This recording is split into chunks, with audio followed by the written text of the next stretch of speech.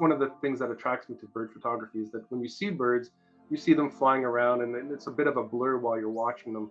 But when you photograph them and you catch them at a moment, sometimes those moments, the expressions on their face or the way in which their wings are spread out or what they're doing at that particular moment, you really start to see a personality in that bird that you don't really capture when you're just simply watching them. David Reid from Ajax, Ontario, has a knack for capturing some pretty impressive photos of birds, no matter what the season. I often find that the worse the weather, the better the opportunities are.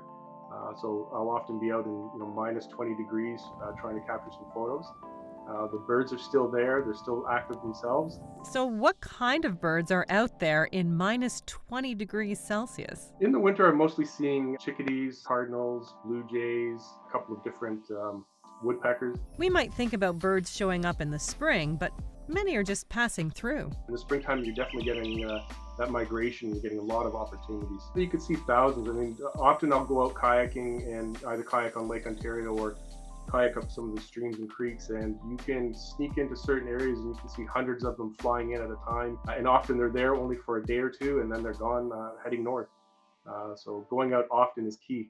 David clarifies that he's not a bird expert, but more of a photography expert, and he does rely on the birder community to help him identify those rare species.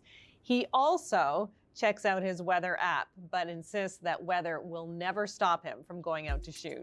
I'm okay with any season. I'd like to go out all year round. Regardless of what the weather is, there's generally a bird somewhere, and as long as you are prepared to take that photo, you can capture great bird photos all year round. So what makes a great bird photo? The question of favorite comes up, and the photographer recalls a series of photos of a white egret that he stumbled upon.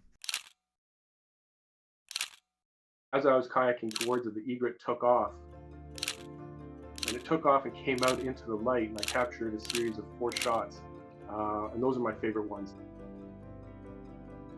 David has found that kayaking is sometimes the best way to photograph a bird that you may not see otherwise. Plus, there's an added bonus. There's a certain amount of being grounded when you're out there and you're just connected with nature and you're taking photos. You can disconnect pretty quickly and easily from all the pressures of the week. And for me, that's a way for me to recharge.